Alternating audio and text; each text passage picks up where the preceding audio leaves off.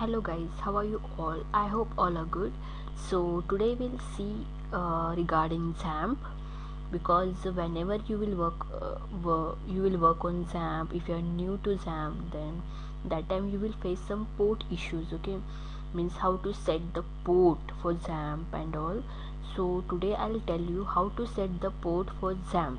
Okay, so for that you need first Xampp. Okay, so install first Xampp, or you can see my previous video. In that I have shown you how to install the Xampp. Okay, so after installing Xampp, you will see like this window. So suppose whenever you will do start, that is Apache and MySQL database, then you can see here there is 80 port and there is a 443. Okay, sometime what will happen, you can't see port. Okay, it will not show port, means it will give error. That time you will not get how to set the port and all. Okay, so suppose if you're facing that issue, then what you need to do, you need to go for configure here, and in this you need to go service and port setting. Okay, here you need to set port 80. Okay, this is a main port, that is 80, and SSL port is 443. Okay, but if you want to change the port, then you can change port here.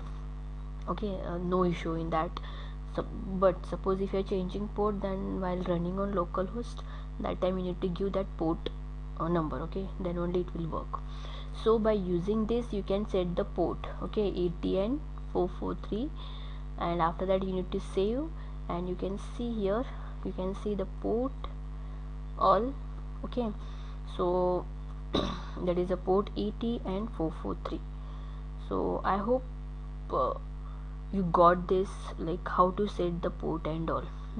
And one more thing I want to say, like sorry for disturbance, because in videos you will get some background music, so please enjoy that also. So thank you so much everyone, and if you're liking our videos, then please like, share and subscribe to our channel. Thank you so much everyone.